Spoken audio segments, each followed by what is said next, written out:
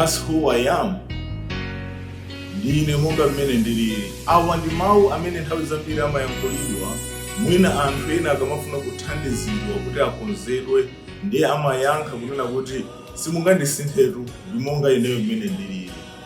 Iyi ndi programu ya Hymns of Hope Malawi edition mmene tsiku la lero lufuna tikambirane pa mfundo imene tikhale tikuyimva kuphatikiza nyimbo zoyimbidwa mwaluso ndi magulu a Seventh-day Adventist ku Malawi komanso ena amene ali m'mayiko osiyanasiyana.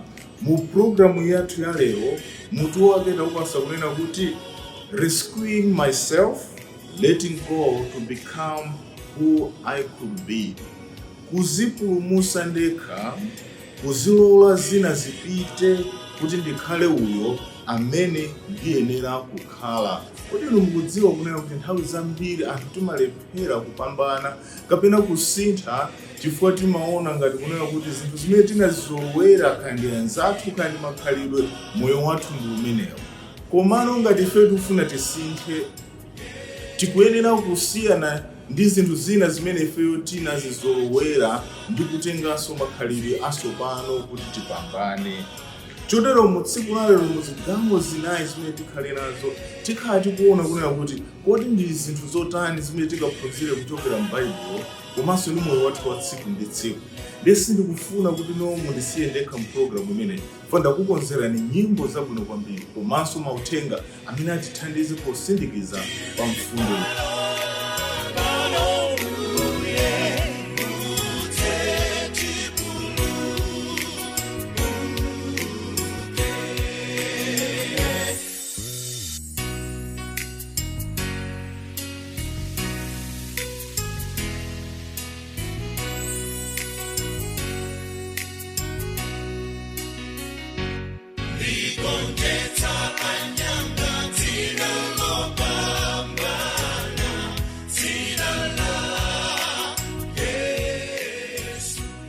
Mfundo yoyambirira mu programu imeneyi imene tikufuna tigawane ndionena kuti we need to understand our attachments. Kodi mukudziwa kunena kuti tinayenera kumadziwa zinthu zimene ifeyo talumikizana nazo.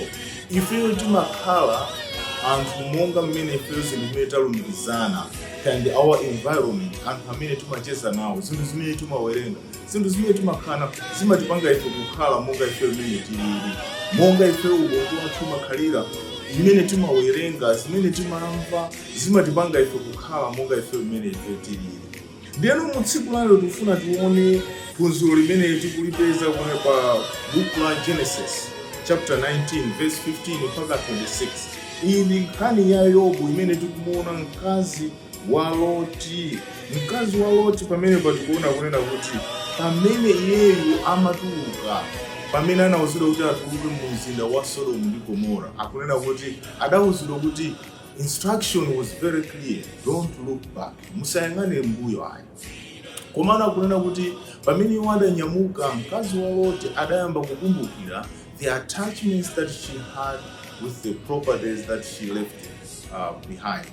Kapena wanzake ndi zinthu zosiyanasiyana zimene iyo anali nazo attached. Ndi akuti atatuluka, akuti iye uja anatembenuka, ndipo akunena kuti nthawi yomweyo adasanduka chiwiyo cha mchere. Ndilole ndiwerenge pa verse 26 akunena kuti but Lot's wife looked back and she became a pillar of salt. Akuti mkazi uyo anatembenuka nayang'ana mbuyo.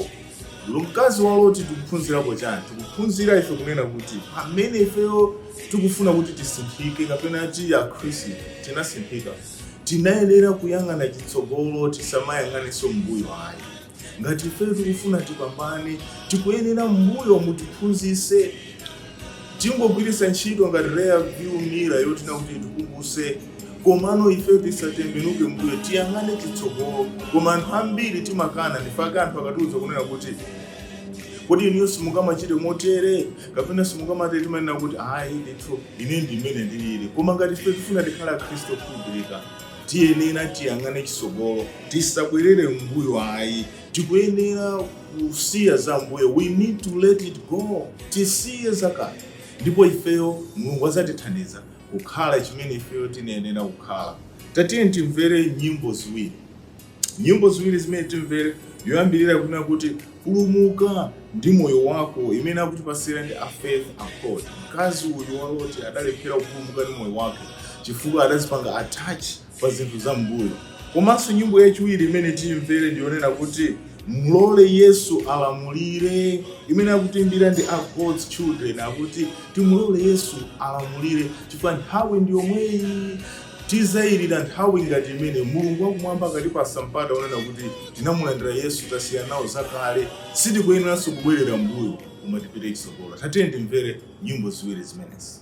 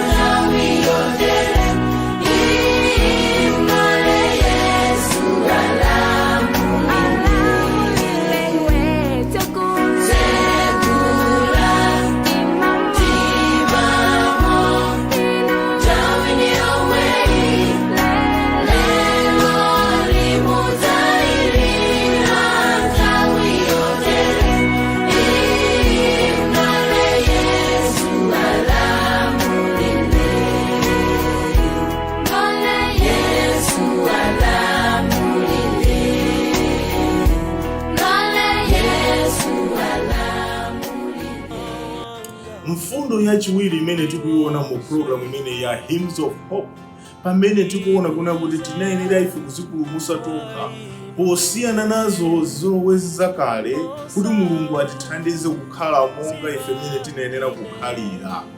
Ndiye mfundo yachiwiri imene tikuiona ndiyonera kuti the need for self-rescue, kufunikira kwake kufuna kuti ifeyo tizipulumutse. Mwanjira ina ifeyo tikuona kuti ngati tikufuna kuti tiathandize anthu ena, if we want to help others, first of all tikuyenera ifeyo tizipange analyze, tizione tokha kuti kodi ineyo ndine wotani ndipo ndingathe kuchita zinthu zotani. Tikatero tikazikonzesera tizatha kuthandizanso anthu ena. Ndifaka amabizinesi asadayambe akunena kuti amapanga SWOT analysis, kuona what are our weaknesses, what are our strengths, what are our opportunities, what are our threats.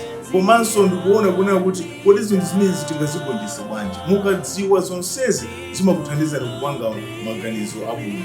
Ifenso pa moyo wathu wa tsiku ndi tsiku tinenera kuti tizidziwe ndipo tidziwe kuna kuti kodi ine ndikufuna ndizipulumutse motani. Tikasazidziwa tizatha kukwanisa kuthandizanso anthu ena. Nthano imene ndikufuna tigawane nanu ndi imene kupezeka pa Luka chapter 10 verse 25 mpaka na 37.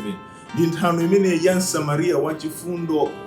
Ambiri ayi mukudziwa nthano imene kunena kuti pamene Msamariya wachifundo amene akunena kuti pamene anali pa ulendo adapeza munthu amene adachitidwa chiwembu, akuti ansembe komanso onse otumikira ntchito ya Yehova akuti anamudusa pamene.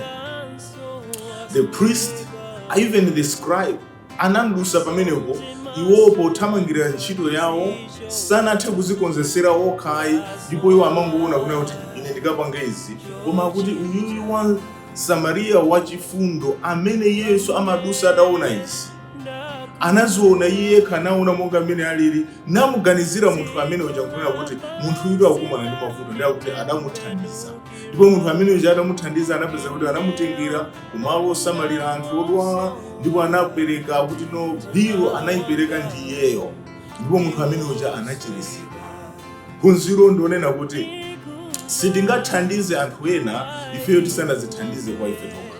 Tikuyenera tikonzeseredwe, tichiritsidwe ndi Yesu Khristu, ndipo tikatero tizathanso kupita kukathandiza anthu ena. Lero anthu ambiri timapanga ma mistake chifukwa yona kuti timaganizira kunena kuti no mwina ifeyo tingopita kunja mukukayamba kuthandiza, mwina Mulungu atithandiza kupera limene. Ndifake lero ntchito ya Mulungu kusokonekera chifukwa anthu amene sanapange ubwenzi ndi Yesu Khristu amathamanga kupita kumakatumikira kumene kuja makapanga ma mistake. Ndifake lero machali chambiri muli anthu amene ali so judgmental, muli anthu amene amangopita amene mukakhala ziyabwi kapena kuti minga ya anthu ena chifukwa kuti iwowo sanapulumutsidwe koma akuthamangira kuti akapulumutse anthu ena, ndi amapezeka ndi ma mistake ngati amene. Amapanga ignore zimene Mulungu akumwamba akufuna. Tatiyeni Mulungu atithandize kunena kuti we must rescue ourselves, because that will make us ready to rescue others. Kupulumutsa omwe ali kufa, tikapulumutsa anthu ena amene ali kufa, koma ife choyambirira tipulumutsidwe, timulandire Yesu ndipo tikonzeseredwe, ndipo tikatero tizapita kukatumikira. Tatiyeni timverenso nyimbo ziwiri. Nyimbo yoyambirira ikunena kuti samakhumudwitsa Yesu imene akutipasa ndi Advent Hope Ministries kuchokera ku Sochi SDA Church ku Blantyre. Pamene yachiwiri akunena kuti sindili ndekha, mina kuti mbira ndatsikanawo amene amatchedwa kunena kuti Melody 3. Yoyambirirayo kuti kusindikiza kunena kuti Mulungu wakumwamba samakhumudwitsa. Ndimayikonda nyimbo imene kwambiri, samakhumudwitsa Yehovayo, tikafika kwa iye azatithandiza. Komanso yachiwiri yakunena kuti simuli nokha, ifeyo tikakhala tili pa dziko lapansi timakumana ndi zobetchera zosiyanasiyana, koma tiyendize kuti sitili tokha. Yehova alipo amene angatithandize ife kusiyana ndi ma attachments amene tinali nawo ndi kutenga moyo watsopano kuti tikathe kusinthika. Tiyeni timvere nyimbo ziwiri zimenezi.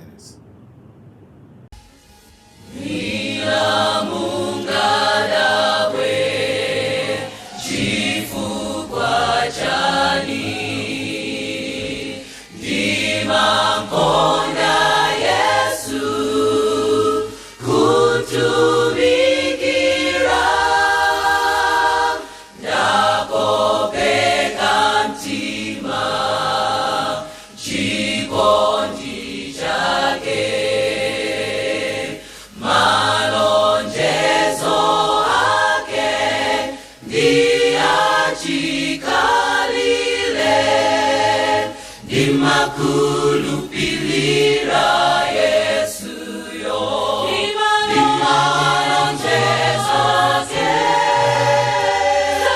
sama vina Yesa,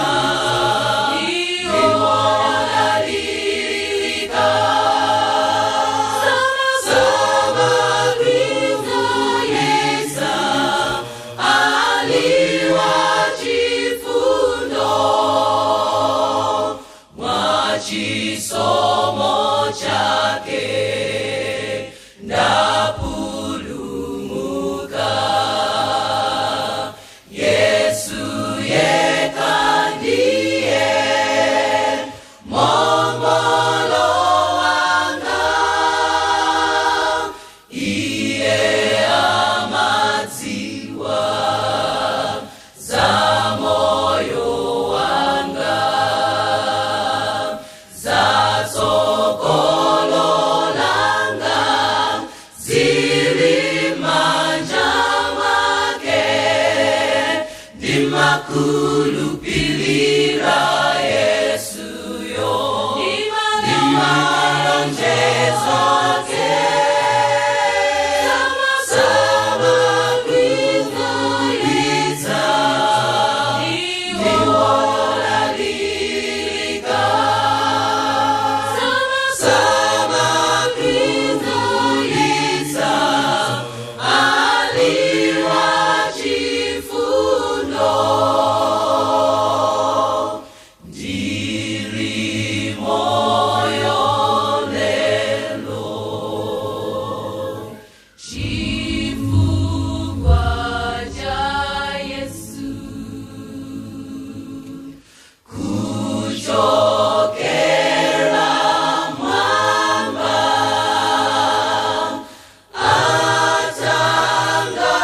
atangataine,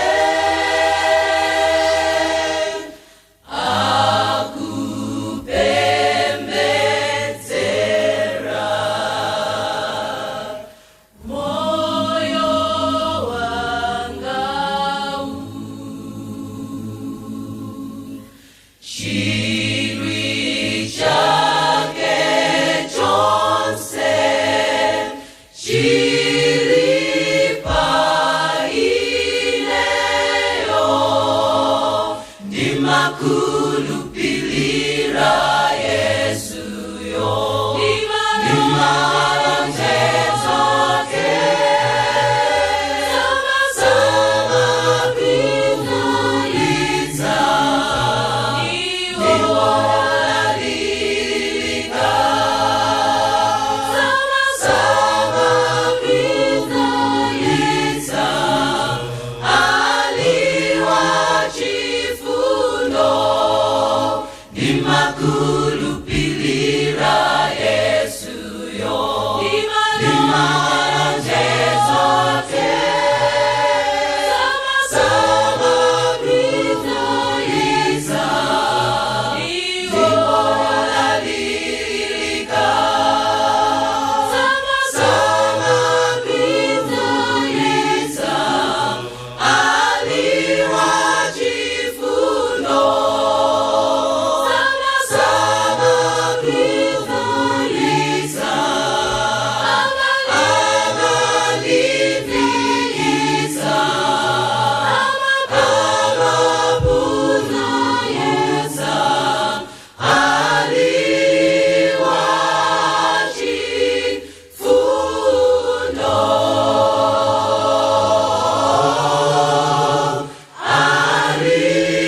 aliwa chifundo.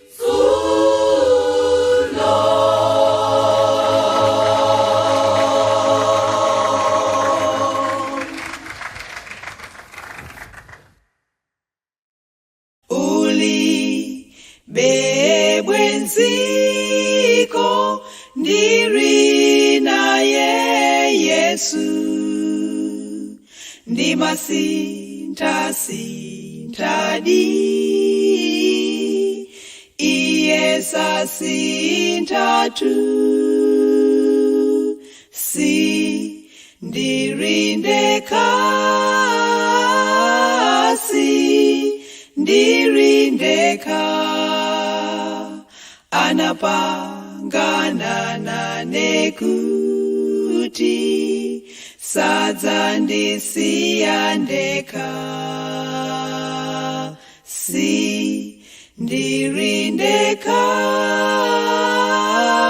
si ndiri ndekha, anapangana nane kuti sadzandisiya ndekha.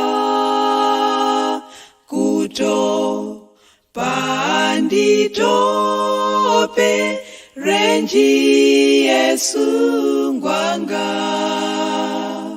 ndatsamira pa iye ndiri kupumula. Oso wawe inde ndatsamira zedi, padzanja lake Yesu pe andisamalira. Si ndiri ndekha, si ndiri ndekha, anapangana nane kuti sadzandisiya ndekha. Si ndiri ndekha, si ndiri ndekha,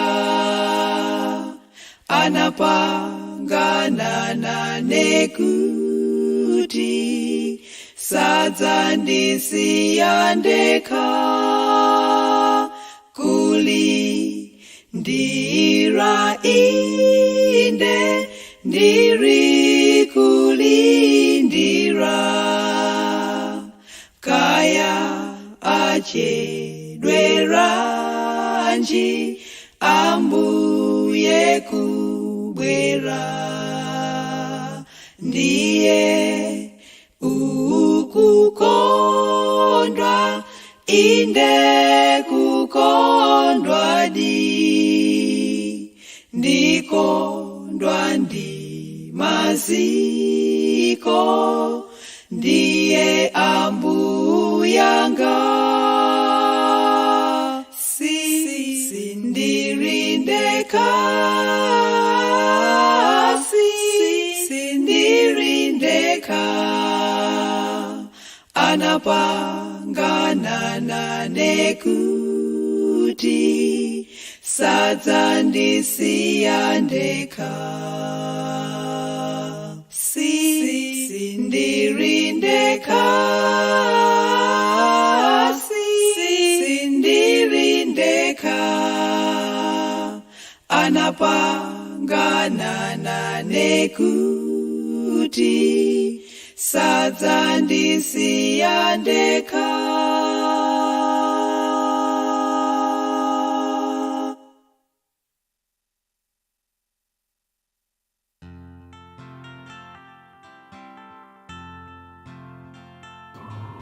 Mfundo yachitatu ndionena kuti tikuyenera kuphunzira kugwiritsa ntchito the rock bottom as a launching pad.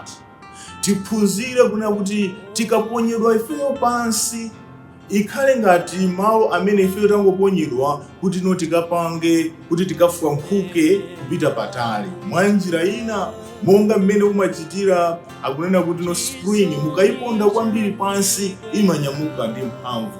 Ifeyo ngati akhristu tinayenera kudziwa kuna kuti pamene tabwezedwa mbuyo, Satana akufuna kuti agwiritse ntchito opportunity imene kuti atigwetse. Ifeyo tikayigwiritse ntchito monga the launching pad kuti ifeyo tipite patsogolo.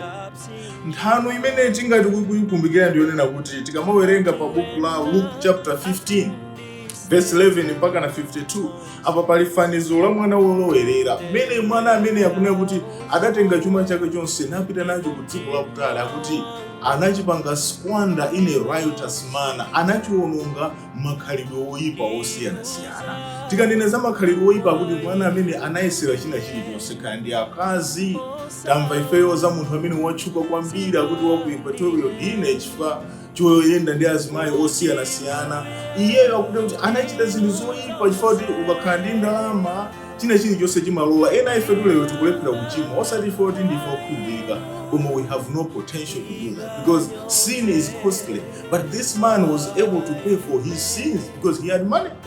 Koma kuti ndalama zitamutera adafika paja kunena kuti wagwidwa njakata, kunena kuti palibe china chilichonse chimene angachita, kuti adagwira ntchito ngakhale kumadyesa ziweto za ena, nkumadya zakudya za ziweto, koma kuti one day adakhala pansi ndi kusinkhasinkha, adazipanga rescue himself, ndikuona kunena kuti kodi ine ndivutikiranji pano pamene ku nyumba ya atate wanga ingakhala ogwira ntchito amapasidwa chakudya chabwino. Akuti that was the turning point, ndipo ananena kuti ineyo ndibwerera kwa atate wanga, ndipo ineyo ndikazipereka monga ngati mmodzi wotumikira. Akunena kuti atangosintha maganizo amene wawa. Do you know that kunena kuti nthawi zambiri ife tikapita tili pansi, God gives us an opportunity to use that as a rock bottom where we can launch, kuti ife tipite patali tikathe kuchita zopambana. Akunena kuti nyamata amene anapanga decision kunena kuti no, I am going back. Kodi ambiri ife mwina tinagwa, mwina pa zifukwa zosiyana-siyana, mwina kupyolera m'mabanja, kapena muzikhalidwe kandi kuledzera kandi kusuta. Lero tinafika ponena kuti aya palibenso chimene Mulungu angachite nane. Palibe munthu amene amatayika amene Mulungu sangathe kumubwezayi. Mulungu anamubweza nyamata amene angathe kubwezani so inu. Ngati anamuchitira chifundo nyamata olowerera, inunso angathe kuchitirani chifundo. Kuyambirira kuti mpulumutsi idzani, ili ndi gulu la kuchilomwe limene akunena kuti redeemed, redeemed. Akuti mpulumutsi idzani, mpulumutsi. Yachiwiri tasochera Ephesians Music Ministry, akuti ifeyo tasochera monga amene anasocherera mwana olowerera, ambira ife tasochera. But for us kuti tisinthike, we must detach ourselves from the attachments zizolowezi zimene ife tinakhala nazo. Chifukwa tikangovomereza kunena kuti no, this is who I am, I cannot change, I was born like this, even in my family everybody understands me, sitingasinthe ayi. Koma ife tikuyenera tivomere kunena kuti ndalephera ndipo tiyamuke ulendo wobwerera. Tatiyeni timvere nyimbo.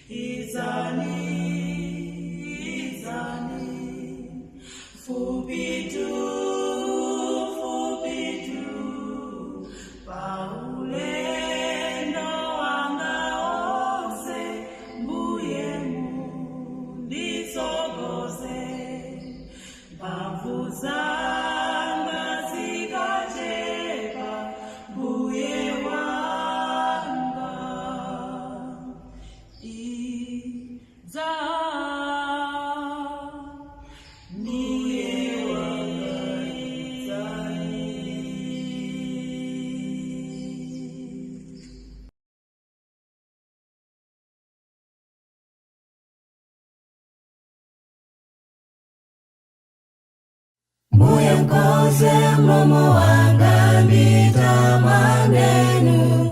Mbuye mkoze mlomo wanga ndimbirenu. Mbuye mkoze mtima wanga ndirambirenu. Ndichite kufuna kwanu. Mbuye mkoze mlomo wanga nditamanenu. Mbuye mkoze mlomo wanga ndimbirenu. Mbuye mkoze mtima wanga ndirambirenu.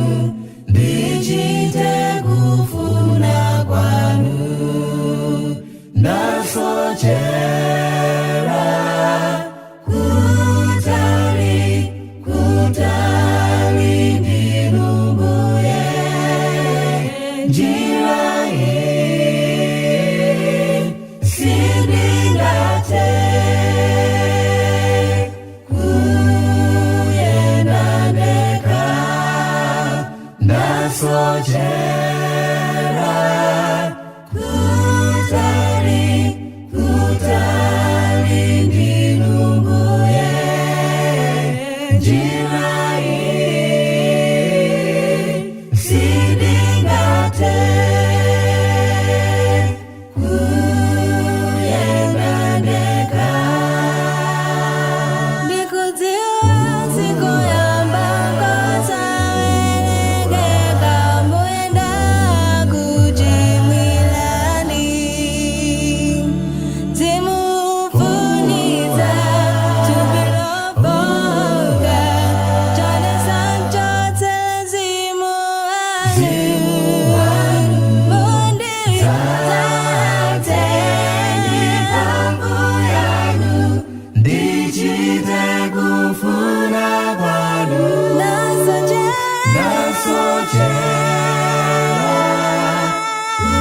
kutali, kutali ndinu Mbuye. Njira hii sindingathe kuyenda ndekha. Ndasochera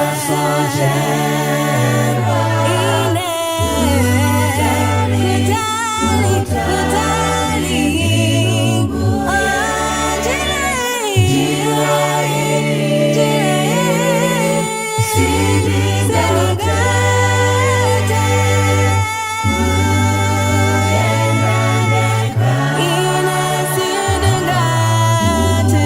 kuyenda ndekha.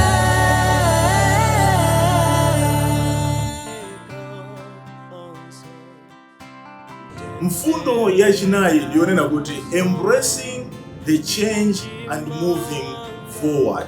Kuvomereza kusinthika ndi kuyamba ulendo wopita patsogolo. Monga mmene tikuonera kunena kuti pamene ifeyo tafuna kuti tisinthike, tinayenera tiphunzire ndipo tiyambe ulendo wopita kutsogolo, tisamabwererenso mbuyo hayi, chifukwa chena kuti tikanyamuka ulendo umenewo ndi forward ever, backward never. Koma ambiri ife chimene chikuti lero ndiyona kuti timapita kutsogolo ndikubwerera mbuyo, timapita kutsogolo ndikubwerera mbuyo, moyo umenewo sungatithandize hayi. Ndiye mwa njira ina tiona kuti letting go of the past zikutanthauza kuti kaya nthawi zina abwenzi ena timayenera kuti tiwasiye, kaya ndi zizolowezi zina timayenera kuti ife tizisiye, kaya ndi malo ena amene ife timapezeka tikuyenera kuwasiya amenewo, tipeze zinthu zoyenerera zimene zingatithandize ife kukhala monga ife imene tikufuna tikhalire. Monga nthano imene tikuyimva apa, tikamawerenga pa buku ili onena kuti la Filipi chapter 3 verse 12 mpaka na 14, Paulo akunena kuti not that I have already obtained all this or have already arrived at my goal, but I press on to take hold of that for which Christ Jesus took hold of me. iyi ndi verse 12 amene akunena kuti sindikutanthauza kunena kuti ine ndapeza zonse zimene ine ndimafuna, komano ineyo ndikhala ndikuyesesabe kupita chisogolo chifukwa ndikudziwa kunena kuti Mulungu ali nane cholinga chimene ine ndingathe kuchikwanirisa. Nthawi zambiri anthu timaganiza kuti moyo uzangopezeka kuti wangosintha, zinthu kungokhala zopambana. Ma challenges amapezeka ku dziko loyipa limene la Satana kuliso zovuta zake, komanso ife tikamulandira Yesu Khristu kuli zovuta zake. Koma chokondweretsa nchona kuti tikayamba ulendo woyenda ndi Yesu Khristu, Yesu amatithandiza kusenza nkhawa zathu. Pamene tikamakumana ndi mavuto ndi Satana amatisiyira ifeyo tokha. That's why they say the cross is easy to bear because Christ is there to help us bear the cross. Ngati ifeyo tamusatira Yesu Khristu, Yehovayo azatithandiza kusenza mtanda. Monga timamva nyimbo yakuti senza mtanda undisate antero Yesuyo. Yesu amaenda nafe. Kodi inu mukumana ndi mavuto otani? Amene mwina iliyo lero mukulimbana muli pa mastepe, musabwerere mbuyo, pitanibe chisogolo chifukwa Yehova akupasani mphamvu zogonjesera. Pa inu nokha simungathe, koma ndi Yesu yekha amene angathe kuchita zimenezi. Ndi chifukwa chake Paulo akufuna kutionesera ife kuna kuti we are not supposed to be defined by our past. Alipo anthu ambiri pa dziko lapansi lero akakuona ukuyamba kuchita bwino amakukumbutsa zimene unachita 20 years ago. Akamuona wina afuna achite bwino amamukumbutsa mmene iye analepherera mbuyo. Koma inuyo zimenezozo musavomere. Mulungu akumwamba samakupanga define, amati akakukhululuka sakumbukiranso ayi. Ndi anthu pa dziko lapansi amene amakupanga drawback kukukumbutsa kale lako limene umalepherera. Koma ifeyo amanena kuti ndalengedwanso mwatsopano zakale zonse ndazisiya. Pamene anthu ena akuyankhula zoyipa, iwe pitabe chisogolo chifukwa Yehova amene ukupulumutsa. Ndi ngati ayi amene mukufuna Mulungu atakupulumutsani. Ndalemba mu comment section kuti ndikufuna kubadwa mwatsopano, ndiyambe ulendo wopita chitsogolo, forward ever, backward never. Ambuye salephera kukuthandizani. Tate ndimvere nyimbo ziwiri. Nyimbo yoyambirira kunena kuti tisogoze Yesu, imene akuimba ndi the signature harps, akuti tisogoze Yesu Khristu. Tikangomwika iye pasogolo tizapambana ngakhale anthu atibwezere mbuyo. Pamene yachiwiri akunena kuti dzanja lake yoyimbidwa ndi the harps, akuti dzanja lake iyeyo ndionena kuti dzanja lake kapena khutu lake siligonthayi. Ifeyo akuti Mulungu wakumwamba sakondwera, ni Mulungu wabwino, sakondwera, amathandiza wina aliyense. Iniyo mungatokhala opanda chuma osatchuka, koma mukayitanira pa iye, Yehova azakuchitirani chifundo. Kodi mukufuna chifundo kwa Yehova? Yehovatu akukonzeka kukuthangatani. Tate ndimvere nyimbo zimenezi pamene zikuyimbidwa mosarana. Titsogoze Yesu, the signature harps, komanso dzanja lake yoyimbidwa ndi the harps kuchokera ku Lilongwe.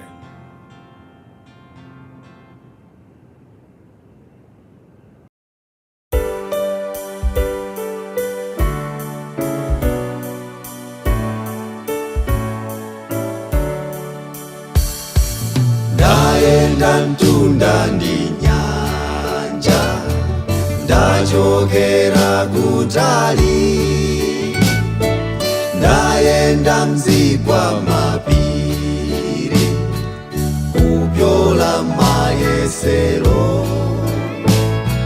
Chinthu chimodzi ndidziwa, pandekha sinkadatha, koma ndi bwenzi lokonda, ndadutsa monsemo. Ife poyenda titsogoze Yesu, titsogoze Yesu, akatsogola sindidzaopa kanthu, sindidzaopa kanthu.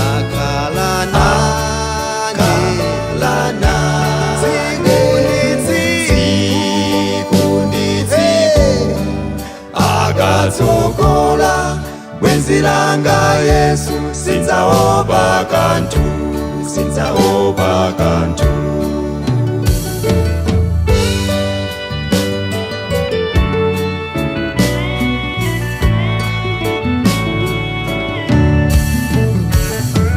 Moyo lero ndi wovuta, sitingate zobechera ndizambiri zobwenzeretsa mbuyo dalirani pa Yesu bwenziro bandanyengo ichitsogozo cha bwenziro tidzabyola monsemo ife poyenda titsogoze Yesu titsogoze Yesu akatsogola sinzaopa kanthu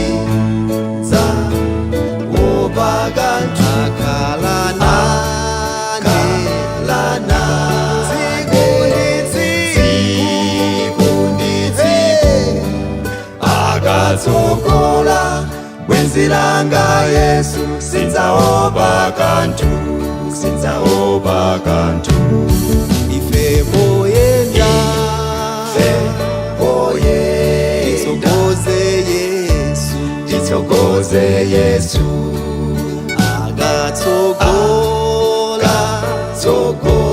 sinzaopa kanthu sinzaopa kanthu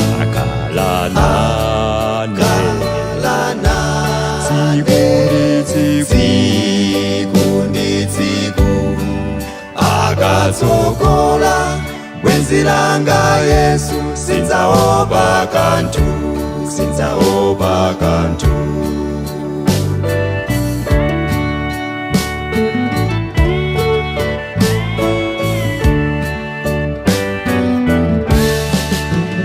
akatsogola bwenzi langa Yesu sinzaopa kanthu sinzaopa kanthu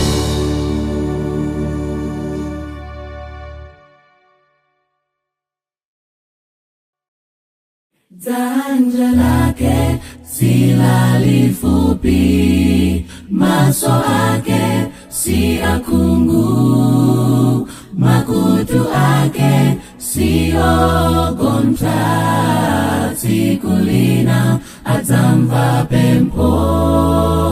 Mulungu watuni wabwino, amamva kulira kwa ana ake.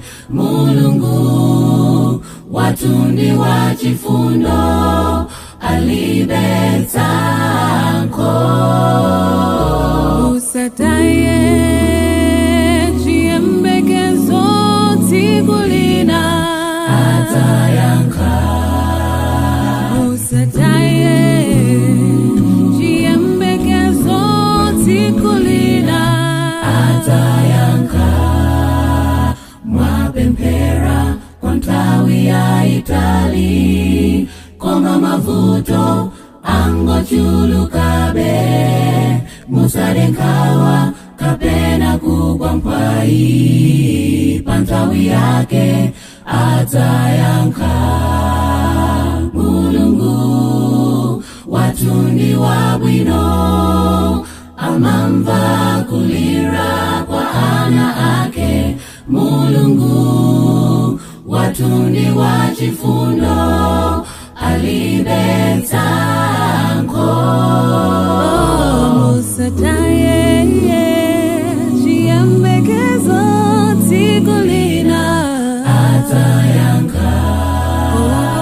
Musataye chiembekezo tikulina atayanka. Safulumira, akuvetera, muzeni popempera nselimo, nitudi atayanka. Nikapempa safulumira kawizonse,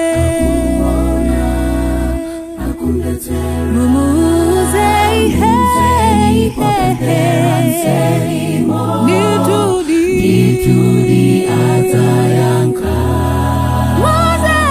Muzeni popempera nselimo, iwe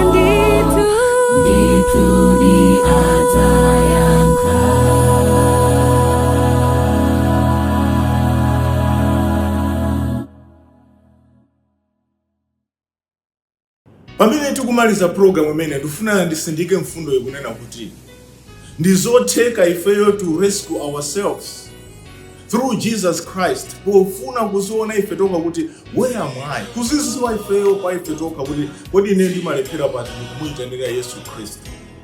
Tingati ukumana ndi my experience amene angatipitise to the rock bottom, but today we have learned that the rock bottom must be our launching pad for new behaviors. Kapena kutithandiza ife kuti tikathe kuchita zinthu mosiyana. Pamene Satana watiponyera pansi, ifeyo tikagwiritse ntchito imene ngati opportunity yonena kuti tikathe kupanga zazikulu. Monga taphunzira kupyolera mwankazi wa Loti kunena kuti iyeyo poyang'ana zambuyo adagwa. Ifeyo moyo wathu usamayang'ane zambuyo koma tiyang'ane isogolo. We must come back to our senses. Monga mina anachitira nyamata uja wolowerera. He came back to his senses and said, I cannot continue to live a life like this. I will go back to my father. Akuna kuti atabwerera kwa atate wake adamulandira. Mulungu alolola kuti akulandireni. Inuyo ngakhale mwakumana ndi mavuto osiyana-siyana. Chotero mu tsiku la lero mukuyenera kuzipereka pamaso pa Yehova kuna kuti Ambuye ndilandireni. Ndikufuna ndikuthokozeni nonse amene mumasatira program imene. Funa ndikudziwa kuti ndi program imene imapereka chikhulupiriro pamene tikumvera nyimbo ndi mauthenga awa. Cholinga chiona kuti Yesu akubwera posachedwa. Ndipo ife tifuna tikumisido. Kodi inu mwakonzeka, ine ndifuna toniza kumane nanu mfumu. Tauzeni taagaireni anthu program imene chifukwa nawonso akufuna chipulumutso. Ndiye pamene tikufika kumapeto ndifuna ndikulimbikitse inu amene mukumatumiza nyimbo pogwiritsa ntchito WhatsApp number +1 269 815 2258. Komanso ena mumagwiritsa ntchito email victorkhaula@gmail.com. Chonde nditu tumizani kuti no mu program imene tikhale tikugawana programu sabata ndi sabata. Ambuye akudaliseni posachedwa kupyolera ku V&V Media Solutions. Pakhalanso ma program ena osiyana-siyana ophunzitsa, kulimbikitsa, komanso kupanga inspire pa mawu a Yehova. Pacholinga cha ma program amene wandonera kuti tikathe kulimbikitsana ndi kuziwisana komanso kukonzeserana pamene Yesu Kristu akubwera posachedwa. Tatiyeni timalize program imeneyi pomvesera nyimbo ziwiri zimenezo. Onena nyimbo yoyambirira kuti Yesu tisamutaye, yoyimbidwa ndi Chisomo Mbeta. Chisomo Mbeta ndi nyamata amene amakhala ku South Africa, komano ndi woyimba wa Seventh-day Adventist akunena kuti Yesu tisamutaye. Tikamutaya Yesu Kristu tikhala anthu opanda chikhulupiriro. Komanso asamala imene akutiimbira ndi Tendai Mponde Banda, nyamata wa ku Malawi koma ali ku South Africa, amene akuimba nyimbo kunena kuti asamala, Yehova amasamala. Inuyonso muli nawo mbono onena kuti Yehova amakusamalani. Kodi ndi angati inu kunena kuti Yehova amandikonda? Talembani mmene mukuona kuti muziko mwa Yehova chifukwa cha chisamaliro chake. Chotero Ambuye atithandize pamene tikufika kumapeto a program imene kunena kuti no pamene Yesu akubwera azatipeze ifeyo tili okonzeka. Ndathokoza kwambiri kwa munali pamenepo. Tatiye tipitirize kumvera program imeneyi. Munali ndi ine Victor Khaula, mkonzi komanso mulusi wa program imeneyi. Zikomo. Tili pasasa padziko lino, tikudikira Yerusalemu. Wotsika ndi Yesu kumwamba, nkhawa zonse zithelatu. Wolimbikayo adzapulumuka, chipiriro chawoyera mtima. Yesu ngwa moyo tikangamire, posachedwa tikonjetsa. Imfa ndi manda Yesu anagonjetsa. Mfungulo wa moyo uli mdzanja lake. Limba mtima upirire, imanti usate